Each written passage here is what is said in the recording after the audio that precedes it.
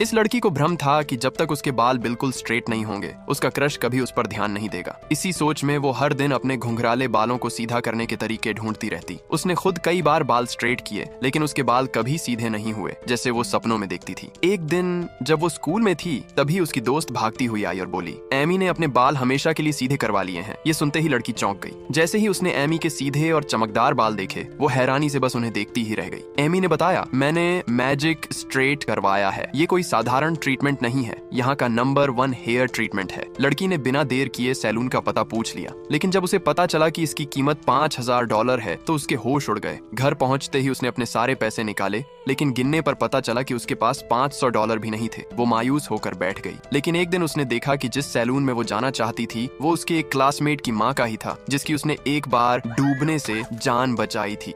अगले दिन वो बिना लड़के को पूछे सीधे सैलून में घुस गई और उसकी माँ से कहा, इसने बताया नहीं, मैंने इसकी जान बचाई थी। माँ मुस्कुराकर बोली, जब तक मेरे बेटे के पैर से प्लास्टर नहीं हट जाता, अगर तुम उसकी देखभाल करोगी तो मैं तुम्हारे बाल फ्री में स्ट्रेट कर दूंगी। लड़की ने कहा।